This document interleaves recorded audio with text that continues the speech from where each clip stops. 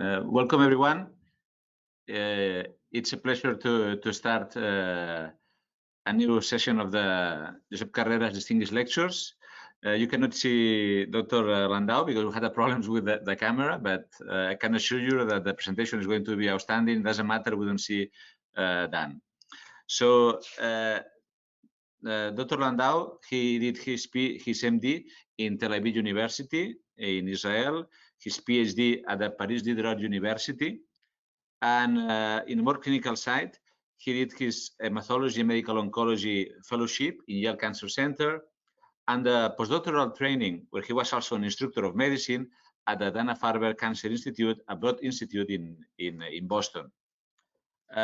He's now an associate professor of medicine at the Weill Cornell and a core member of the New York Genome Center that is doing outstanding work in the area of multi-omics. He has a mixed nature, so he's an hematologist oncologist also who takes care of patients with blood cancer and whose goal is to have these novel techniques to be useful in helping to cure some of these patients that have so poor prognosis. His work has been recognized by many awards and many grants. Just to mention a few: the Stand Up to Cancer, the Bali Scholar, the Center of Excellence Award from the National Human Genome Research Institute, and the NIH Director's New Innovator Award. He has been a master force in the single-cell multi-omics that is going to be very important, even more important than it is already now. That you can think it's a fashion, but I think it's here to stay and to provide very, very important data. So the title of his talk today is going to be Charting Normal and Malignant Differentiation Topologies via Single-Cell Multi-omics. Dan? Thank you so much, Manel. I'm sorry you can't see me. Some malfunction with the video app. These are my disclosures. Manel, can everybody see the screen well? Sorry, I have no feedback. I can't see anyone and you can't see me. Is the slides presenting okay? I guess so. All right.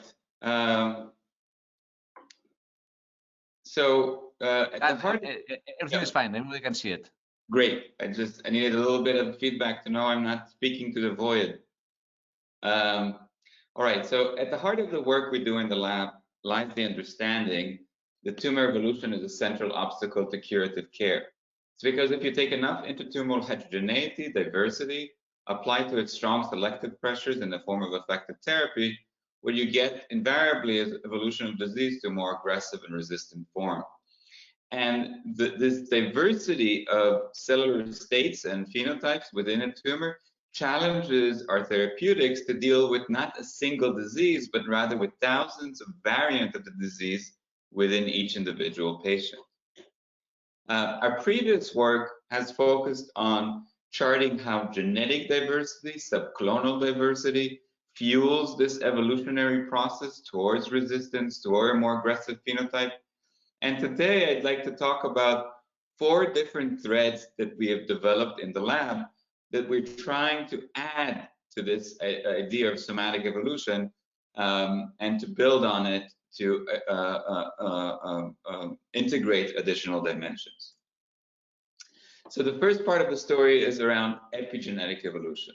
And this is driven by an understanding that we and others have shown that if we want to think about somatic evolution, we need to think about the propagation of information. And evolution is a process in which information is propagated from parent to progeny. And we know that in addition to the DNA, there's a whole host of other sources of heritable information, collectively referred to as epigenetic, that also determine the cellular phenotype that is then selected through the evolutionary process. And indeed, beautiful work from multiple groups have shown that the epigenome of the first transformed cell is being propagated with high fidelity, such that if you look at the malignancy, you can then trace back the exact cellular epigenetic state of the initial transformed cell. But what we have shown that in addition to propagating the ancestral epigenome, you have an ongoing process of diversification, epigenetic diversification. In this paper, we showed it using DNA methylation. We had another publication in 2019 where we showed it with histone modification. So similar to what you think about when you think about evolution of the cancer genome, there is propagation of the ancestral genome and then ongoing diversification leading to clonal heterogeneity. A similar process occurs at the level of the epigenome, a propagation of the ancestral epigenome, and then ongoing diversification as the malignant population grows. And we've shown that this epimutation or stochastic changes to the DNA methylation has impact on transcriptional heterogeneity, on genetic heterogeneity, and is also associated with adverse outcome. Now, one of the challenges in this work that we've published was that it was based on bulk sequencing. And in bulk sequencing, we take the tumor and create millions of fragments of DNA and then sequence them with next generation sequencing, in this case with bisulfite sequencing. The black dots represent methylated, the white dot represents unmethylated CpGs, but we can't phase across distant loci in the genome. We don't know if, for example, these two loci are coming from the same cell or maybe they're coming from different cells.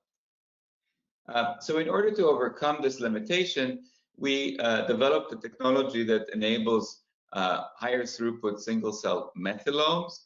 And the main innovation was to use methylated barcode so that we can pool all the cells for downstream processing. And using this technology, we profiled 2,500 single cell methylomes across different B cell subtypes, as well as in chronic lymphocytic leukemia, both IgHV mutant and unmutated. Now, one of the interesting findings of this work was that these stochastic changes in the DNA methylome, changes between methylated and unmethylated, serve as a molecular clock.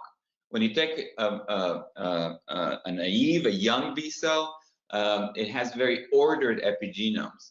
As the cell differentiates and divides, it accrues more and more of these errors. And then the leukemic cells have an even greater rate, reflecting their higher proliferative history. Now, when we saw this, motivated us to think of whether we can use this as a phylogenetic method. And why do we care about it? We care about it because there's a whole field of single cell genomics that has been developing that uses artificial construct, like CRISPR scarring construct, to not only capture the cellular state of the cell as it is now, for example, using single cell RNA-seq, but layer this with lineage information to explore questions like fate commitment and so forth. But if we want to apply this type of framework to human samples, we need to have a native barcode to retrace lineage history. So we developed first a way to do this single cell methylomes in multi-omics, so together with single cell expression and genotyping of somatic mutations. And then we build a framework to create high resolution trees directly from this epimutation information or single cell methylation information. Now you can see here that because we work in the multi-omics framework, we can then project additional information onto those trees. For example, the mutation status here of SF3B1, that was a subclone. It was not used in the construction of the tree. The trees were built solely based on the epigenetics, but it serves an orthogonal validation, at least a high-level validation, to the validity of the trees. And because we also have the transcriptional information, we can look at a signal in the transcriptome, and in this case, SF3B1 mutations are associated with a cryptic alternative 3' splicing, which we see again that this particular clade in the tree is preferentially affected. Now, the topography of the tree, the branch length, is also meaningful because we have estimates as to the number of epimutations that happen with every cell division and estimates as to the number of cell divisions per day.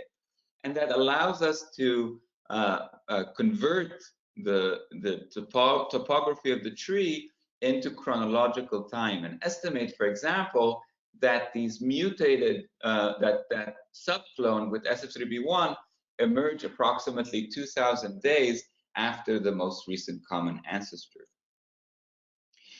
We also applied it to serial samples treated with targeted therapy.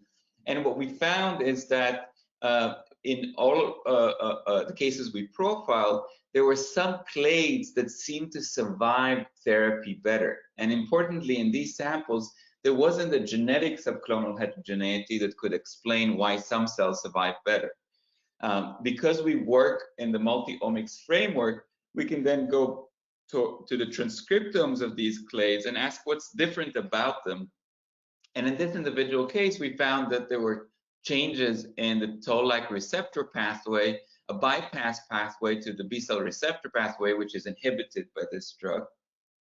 So to summarize this particular section, we view epimutation as a molecular clock, and it allows us to do native lineage tracing at the level of the single cell. So we take a primary patient sample and we can build high resolution phylogeny of the lineage history of the cells.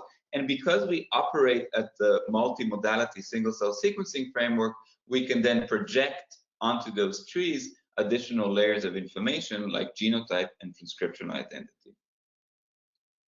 The second topic I'd like to address is how to integrate the concept of cell states into this framework. And one of the motivation is because there's now a major worldwide effort to profile with the Human Cell Atlas each and every single cell in the body, with the understanding that this would create an ontology or a dictionary of the cell subtypes driving biological discovery and therapeutics. But there is an elephant in the room, and the elephant in the room is that the assumption that underlies these efforts to use single-cell RNA-seq, for example, to profile all the cells in the body, is that the human individual is genetically homogeneous. All the cells are identical genetically. But recent data that has emerged has shown that, in fact, we all are composed of many different clones. This is an example from a paper from Peter Campbell's group showing a normal esophagus without metaplasia, without dysplasia, and yet this esophagus is carpeted with clonal outgrowth, and these clonal outgrowths contain mutations that we associate as bona fide cancer drivers like p53 or Notch1 mutations and so forth. And this is not only in the esophagus, and it has been described across different tissues, normal tissues, including in the blood in the form of clonal hematopoiesis. Now, the challenge is that if we just do single-cell RNA-seq or bulk sequencing, we're unable to determine which are the mutated and which are the wild-type cells within this tissue. So we can't identify signals that are associated with this mosaicism or somatic changes. What we need is an ability to capture the cellular state, for example, using single-cell RNA-seq, but also the mutation status of these cells at the same time. So in order to overcome this challenge, we developed technology called genotyping on transcriptomes, or GOT, and this uses the 10x platform and then takes a small part of the cDNA for targeted amplicon sequencing. And you see here with the species mixing experiment that we achieve high degree of accuracy with this technology. What this allows us to do is to take, in this case, for example, a bone marrow sample from patients with essential thrombocytosis. This is a clonal disorder of the bone marrow. We can identify all the different progenitor subtypes using single-cell RNA-seq profile, and then layer on this differentiation topography the mutation status. And what you see here is that the mutated and the wild-type cells are commingled throughout the entire differentiation topography, highlighting the need to be able to genotype the cell if we want to extract meaningful signals that are related to the genotype. We want to connect genotype to phenotype. However, although the cells are commingled throughout the topography of differentiation, the rate or the frequency of mutated cells changes between progenitor subtypes. And specifically, we have observed that some progenitors, like megakaryocytic progenitors, have a higher mutation fraction compared to, for example, hematopoietic stem cells. And that allows us for the first time to measure the fitness of a mutation as a function of cell identity. In this case, the fitness is higher in megakaryocytic progenitors compared to hematopoietic stem cells. Another way of viewing this is using a pseudotemporal progression. You see here on the left the pseudotemporal alignment of the cells from least differentiated, those HSCs, to more differentiated, for example, megakaryocytic progenitors. And you see here that the mutated cells have a higher mutation frequency in more differentiated progenitors, again showing that the fitness increases in this case with pseudotemporal progression. We can then layer additional aspects, additional dimension, for example, to ask what is the cell cycle difference between mutated and wild type. And we can see, for example, that in HSPCs, there is a modest increase in cell cycle, whereas in megakaryocytic progenitors, there's a much more robust increase in cell cycle. And this is related to the phenotype of the disease, which is an elevated platelet count, as you can see here on the right. Another advantage of this technology is that we can compare mutated and wild-type cells for de novo differential expression analysis. And to us, this represents a major advance in our ability to study these genotypes in humans, because we're comparing wild-type cells and mutated cells within the same individual. So you can consider that all the typical confounders that we have to deal with when we do human studies are eliminated here by virtue of the fact that these cells are coming from the same sample, from the same individual, the same breakfast, the same germline background, and so on. And the only difference is the somatic mutation. And in this individual case, we identify the unfolded protein response as one of the most highly differentially expressed pathways. And we think this is related to the particular mutation, in this case, CALR mutation, which is a chaperone protein, and that chaperone function is disrupted by the somatic mutation. The single cell information allows us to pinpoint exactly which parts of the unfolded protein response is more activated, and particularly there are two different pathways: the PERK pathway that's associated with increased apoptosis in response to ER stress, versus the IRE1 XPP1 pathway that's associated with greater cell survival. And we see that in this calreticulin mutated samples, this pro-survival IRE1 XPP1 is the upregulated pathway. There's an interesting part of the biology of this pathway where XPP1 gets an unconventional splicing event as a readout, as a functional readout of the activity of this pathway. So we repurposed the GOT framework, this time not to look at a particular mutation, but rather at this unconventional splice site, to show that there is increase in the activity, a functional readout of the activity of the pathway at the single cell level. So altogether, what this allows us to do is to superimpose two differentiation topography within the same individual, the mutated and the wild type, and to show, for example, that in myeloid progenitors, more mature progenitors, there is activation of the JAK-STAT pathway. This is the pathway that's currently targeted clinically, but in the stem cells that are sitting at the top of the hierarchy, there are additional or different pathways that are disrupted, constituting novel therapeutic targets. And to summarize, we see here that GOT can perform high throughput single cell genotyping of somatic mutation. It's amenable to multiplexing and targeting loci far from transcript end. and it integrates differentiation topology and mutation fitness advantage to give us how this change over differentiation. More broadly, what this technology can do is to help us understand that the cancer phenotype is a unique integration between the somatic mutation and the cell identity against which it arises. A related topic that we've been working on is how to layer somatic evolution and differentiation topographies. And we've done this in the context of hematopoietic differentiation, which constitutes an interesting process where you have a stochastic process, what leads an individual hematopoietic stem cell to go between one fate and another, and deterministic properties, the system delivers a central number of cells each individual day. And this is typically defined in the context of Waddingtonian topography, but that prompts the question of what encodes this topography.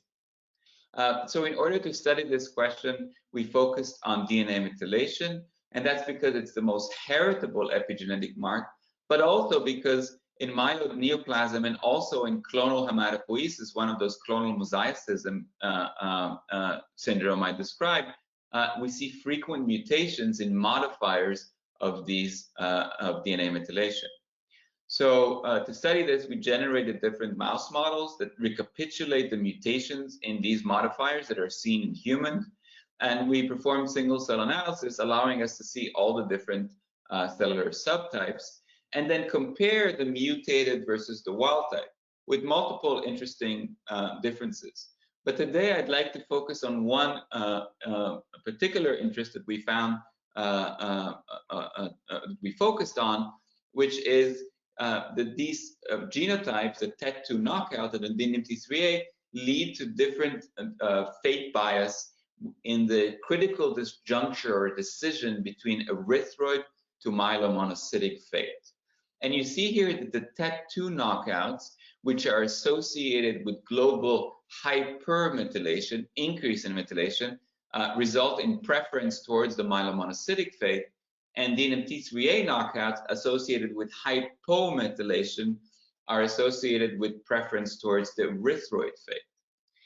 You can see this in a direct Waddingtonian projection of our single cell data.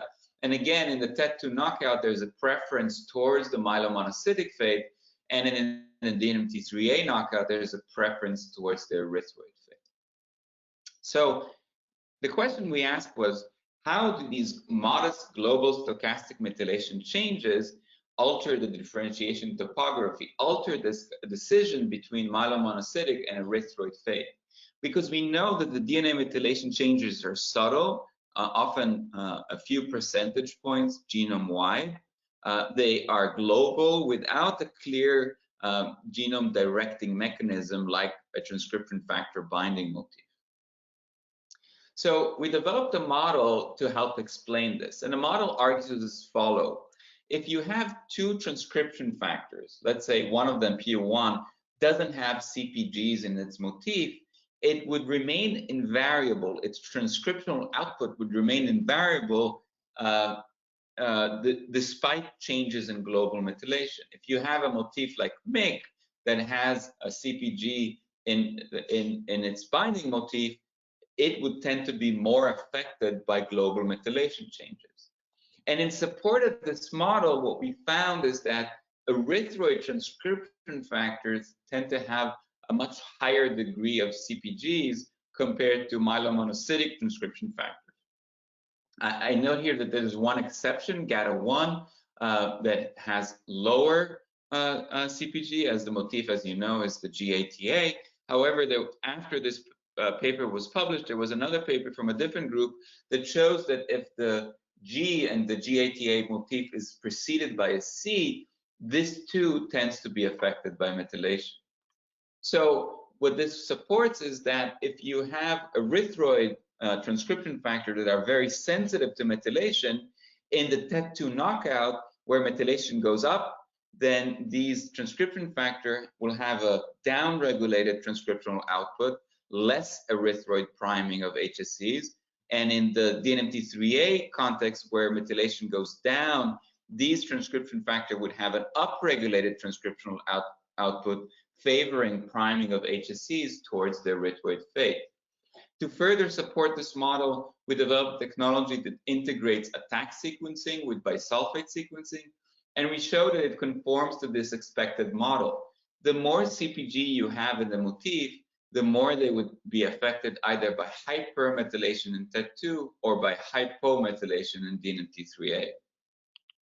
We use single-cell attack sequencing to confirm this and show again that in the DNMT3A, we see an increase in the accessibility and the activity of these transcription factor, erythroid transcription factor compared to the TET2 knockouts. We've also used the ability to capture, as I showed you previously, the methylation and the RNA from the same cell and confirm that the more methylation we have at the single cell level, the more they are likely to go towards myelomonocytic fate compared to erythroid fate.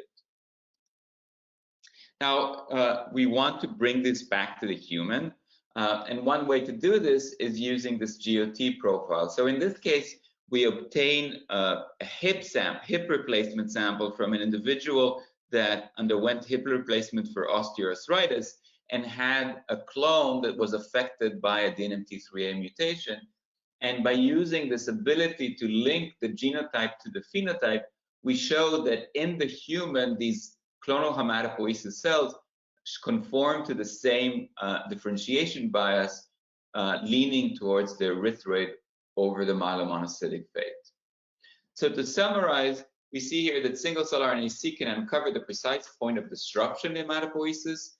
The DNA modifier knockout shows skewed priming towards monocytic and erythroid fate, and we present a model in which global stochastic methylation can lead to deterministic skews in differentiation topography based on the enrichment of transcription factor in CpGs. In the last few minutes, I would like to switch gears and talk about how we use some of these insights for therapeutic optimization. So one of the challenges that we're facing is that in many areas of oncology, and particularly in solid tumor oncology, we don't have ways of monitoring tumors. Think of how we treat diabetes or hypertension. We give patients insulin or an antihypertensive drug, but then we monitor the response continuously and optimize continuously based on real-time monitoring our therapeutic approach. Compare this to, for example, the scenario of a patient that is treated with surgery with curative intent, for example, for lung cancer. All of the tumor is removed, and yet we know that a substantial proportion of these individuals will have lethal residual disease, and we offer them toxic and costly chemotherapy or now immunotherapy in the adjuvant setting, but we don't actually know which patient needs it, and we don't know which patient responds.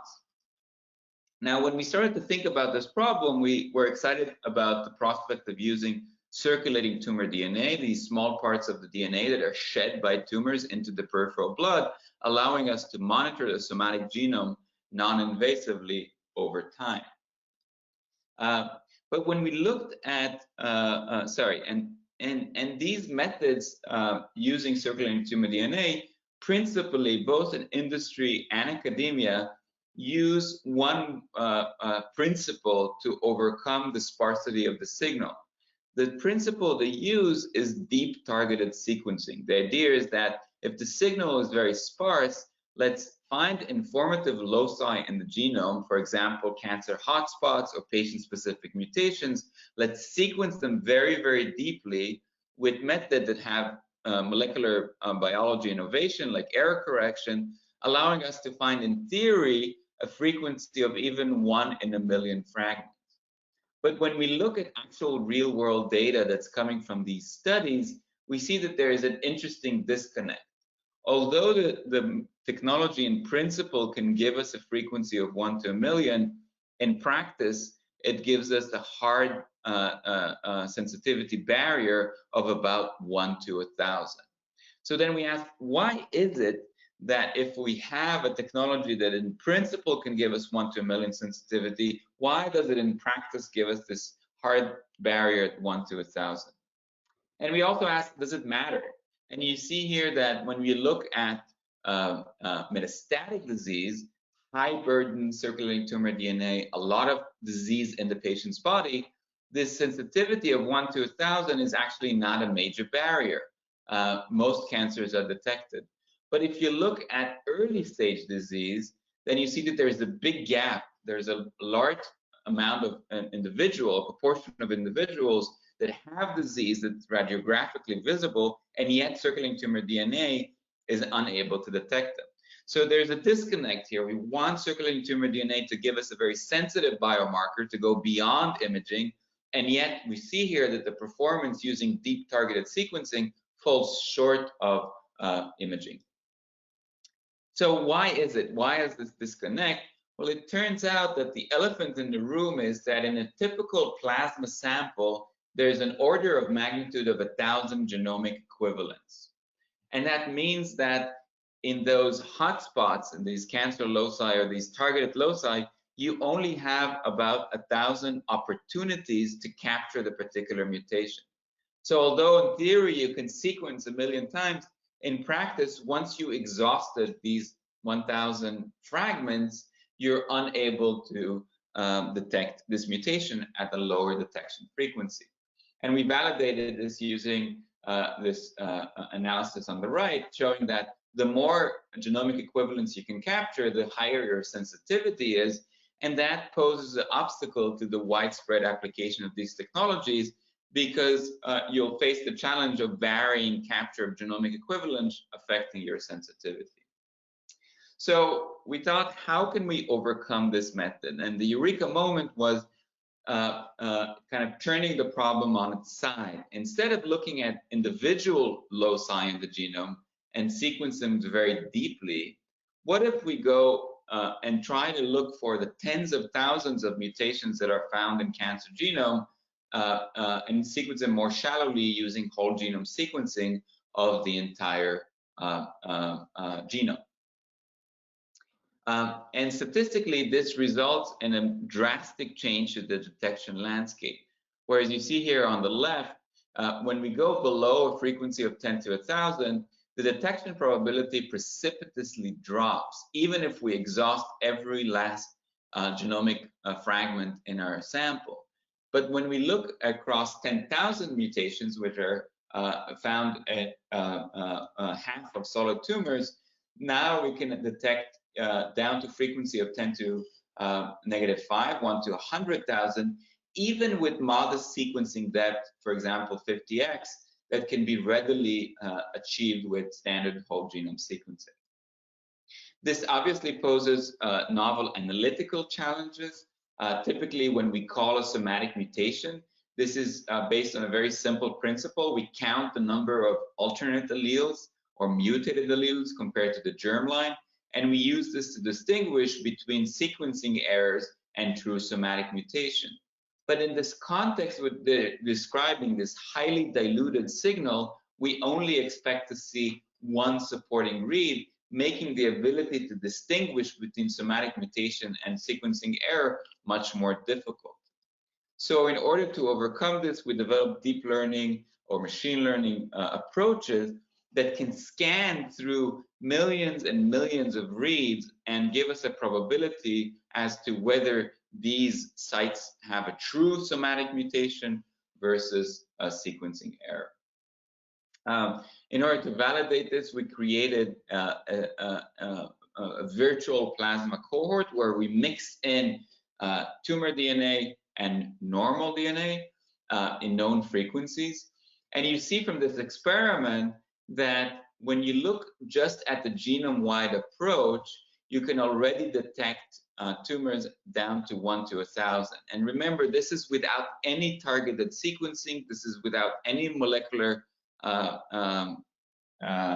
error suppression. This is just whole genome sequencing of the plasma using this principle of breadth of sequencing instead of depth of sequencing, integrating the mutational signature from the entire genome.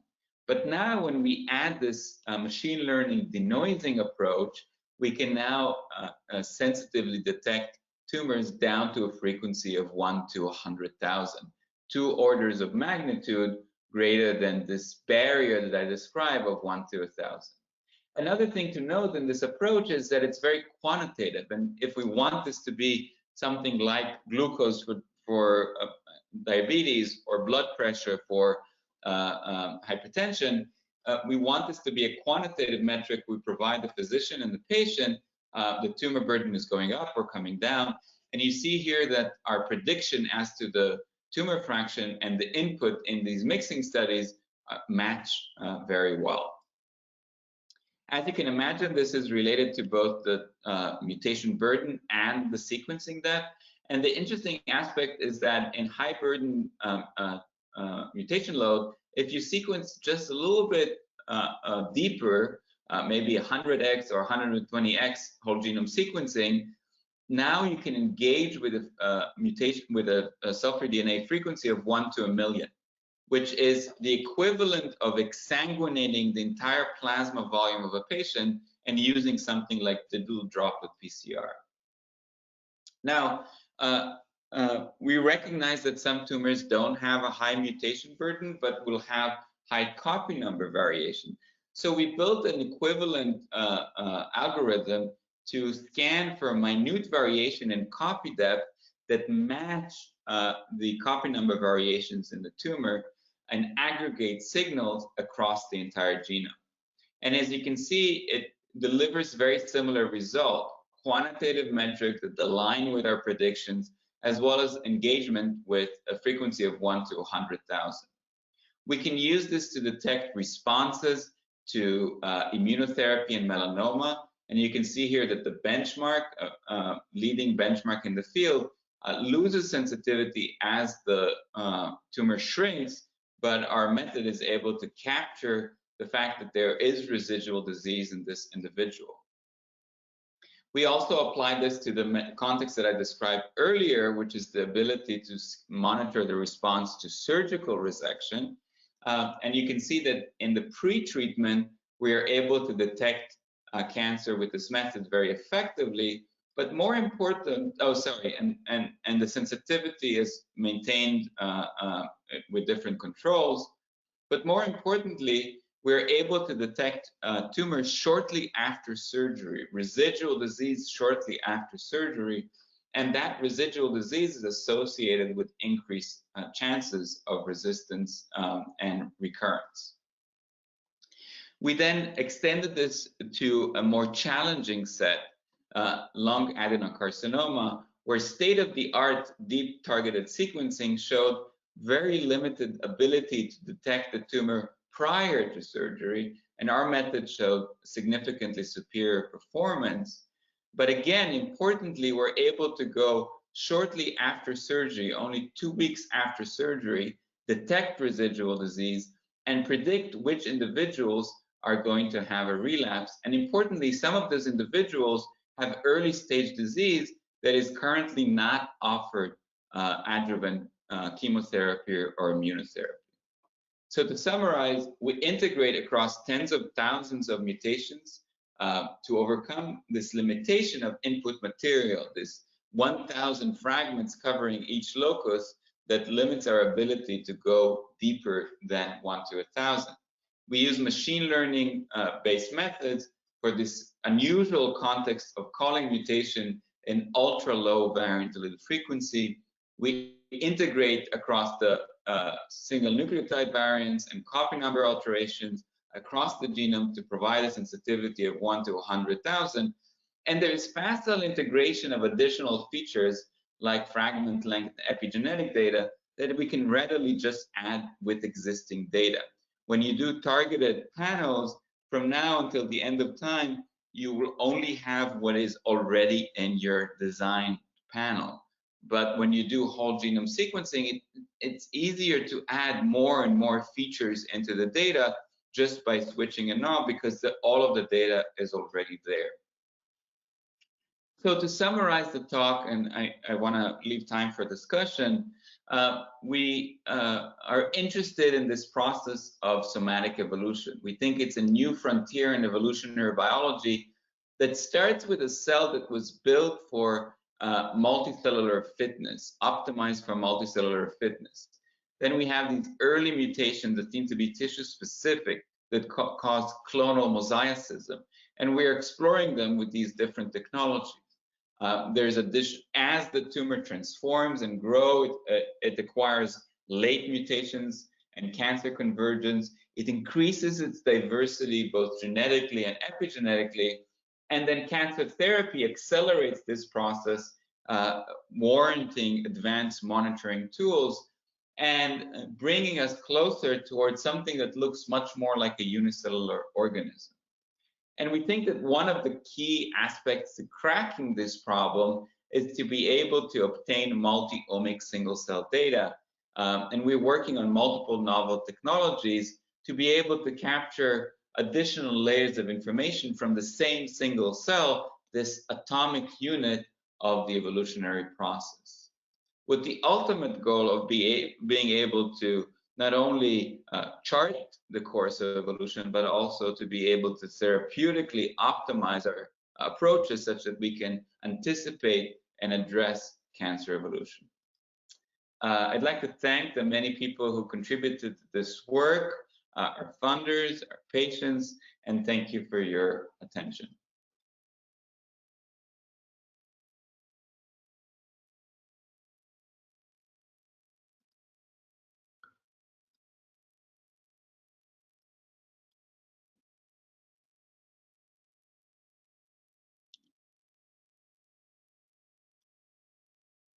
Thank you very much, Dan. It has been wonderful. I would like to remind all attendees that you can ask questions using the chat. You can write down your questions there. I have many here already, but if you have more questions, please feel free to do it using the chat. Of course, this is amazing. The opportunities for research and for clinical applications. Just a couple of curiosities I have here. One is how well reflect in your analysis the circulating DNAs, the primary tumor DNA. Have you done this comparison? So our approach uses a tumor-informed approach. We are now working on newer versions that don't require that. But in this paper that we published last year, it was the Nature Medicine paper, we use a tumor-informed approach, which what we basically do is we profile the whole genome of the tumor and try to find residual signals of that individual tumor in the plasma. And the reason why this is important is because we are now understanding that these clonal mosaicism, for example, clonal hematopoiesis, is a major obstacle for circulating tumor DNA analysis. These drivers that we think are coming from the tumor may actually come from a normal clone that's somewhere in the patient's body. Because we're using a very robust patient tumor-specific signature, we're able to match the signals in the plasma with the lethal tumor that we think is going to risk the patient's life, and not any clone that may exist in the patient's body. And one of the analysis I kind of glossed on for time is that we used a cross-patient analysis. So we tried to find patient A's tumor in patient B's plasma. Both of them have cancer, but because we're using one patient's signature in another patient's plasma, our performance in terms of specificity is maintained to the same level. And that shows that this kind of very tumor-specific signature based on tens of thousands of mutations and copy number changes that are specific to that patient's tumor allows us to have exquisite specificity and not to be safeguard against the ability to erroneously identify residual disease because of a clonal hematopoiesis clone or another clone. Okay, thanks. Uh, Another question. All the time, I understand that these mosaics are talking about the somatic mosaics at the genetic level. Did you look at the germline mosaic at the same time? So we haven't looked at germline mosaicism. Most of the mosaicism we study is somatic mosaicism, although those distinctions are actually quite are blurring at this point. For example, there was interesting data that came out from Peter Campbell and others that show that some of these clones, for example, DNMT3A clones or JAK2 clones, are acquired very early in life or even in utero. So now what is exactly germline and what is somatic becomes more blurred. But the main point is that when we think of an organism, we can no longer make the assumption, we think of a human, we can no longer make the assumption that all the cells are genetically identical. In fact, we know now that we are all mosaics, we are all composed of clones at every healthy tissue, of course, more with physiological aging, and this renewed rethinking has to come into play into how we think about single cell analysis, because those cells are not genetically identical, which motivates us to build technologies that would be able to capture the genotype and downstream phenotype, whether it's the transcriptome or the protein or the chromatin or the epigenetic status or the spatial identity. All of these needs to be linked to the somatic genotype in a human. Thanks. So I guess then we can say that every cell in our body has a different genome? I think it's safe to say that every cell in our body has a different genome. That is because we know that there is, with each cell division, there is a certain chance of acquiring additional somatic mutation. I think beyond that, what we're seeing now is that cells actually acquire not only random passenger mutations, but also acquire driver mutations that cause clonal expansions. And that these mutual aspects, the fact that all cells are different and the fact that there are clonal expansions, makes this into such an interesting question. We want to be able to use the passenger events, for example, the passenger epigenetic events, to build lineages, but we want to be able to also capture the drivers that we think not only are a mark of divisions and lineage history, but actually drive phenotypes. Okay. Thank you. So we have questions here. Remember to use the chat for your questions. And another one here said, GOT is a great technology for tracking clones in cancer, but it's only works well for mutations in highly expressed genes like CALR. What are your perspective on achieving similar results for mutations in low expressed genes? Great question. So the person correctly argues that one of the limitations is that we use expression. In fact, in a way, we don't see it as a limitation, but potentially as an advantage, because if the expression of the gene is beyond 2 copies, which is common for many of the genes we're interested in, then you have a better chance at capturing it at the RNA level compared to the DNA level. So we've expanded and optimized these tools to capture a range of expression. And for example, we have data with DNMT3A, and which is expressed at a much lower level compared to, for example, CALR or NPM1, which has been shown by other groups. So we are stretching the limit. And again, as long as it's expressed at a higher level compared to the DNA, we already are at an advantage. But there is a limitation here. For example, non-coding mutations would not be captured by this technology. And there are certain transcripts that are very interesting to us, for example, JAK2, that are very lowly expressed. They're important phenotypically, but they're very lowly expressed. There are others that are affected by nonsense-mediated decay and so on. So we've developed additional technologies that are now able to capture these type of GOT signals directly from the DNA to extend the usability of this approach.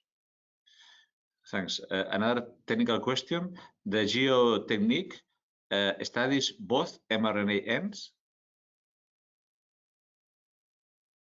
Oh, yeah, both mRNA ends. Yes. So it's compatible with both 5' kits and 3' kits. And we typically choose based on which is closer to the transcript end. I would like to add, I didn't have time to cover it, but it is in the paper, is that we use two methods to extend the distance from the transcript end. One of them is using circularization GOT, where we use sequential rounds of circularization to approximate the transcript end where the barcode is to the locus of interest.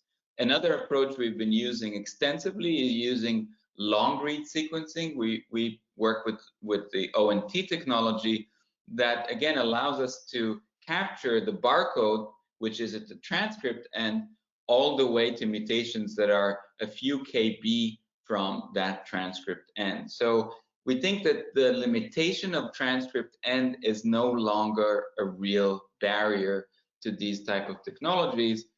There are very rare exceptions.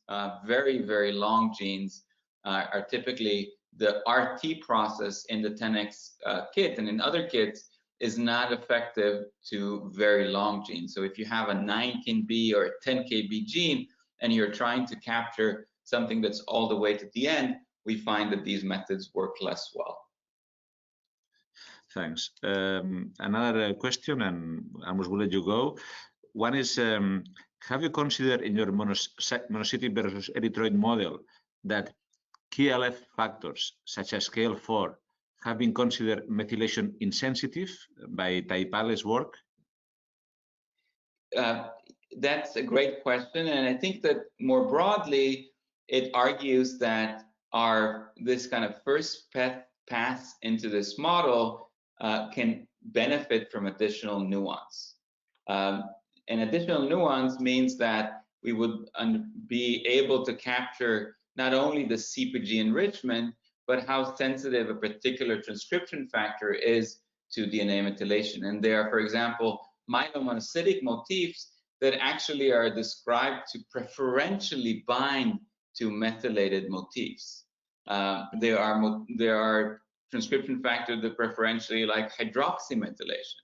So I think that there is a lot more that we can build into this model, and that also relies on better and better data that is acquired as to what is the differential sensitivity. And we've used in our paper, for example, selects data sets that are able to capture the specificity to methylation. But I completely agree that we want to add this nuance. Not only is it enriched in CpGs or not, but what is the effect of methylation on the transcription factor? And some of this would require novel data that we're working using methods that are enable you to capture the binding specificity together with the methylation states. Thank you very much.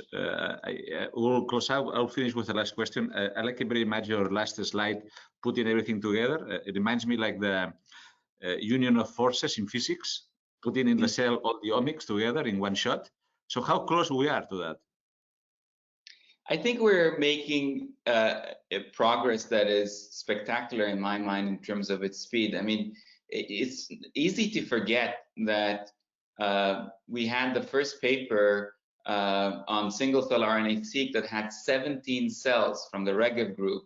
And I think that was published in maybe 5 or 6 years ago. So to consider that we moved from 17 transcriptomes, and that being a Nature paper, to a state now where we can capture millions of cells, multiple modalities of sequencing from the same cell, and to do so within a short span of time, I think that to me is a spectacular degree of progress.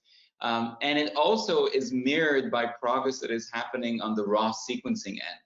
The sequencing cost is coming down as well, which is the counterpart. We need technologies that can capture multiple layers of information, but we need to be able to sequence them very relatively less expensively. Thank you very much. We should close the meeting. We promise to keep it in 1 hour. So I would like to thank the speaker for this great talk and all of you for your attendance. Thank you very much. Thank you. Bye. Take care. Bye-bye.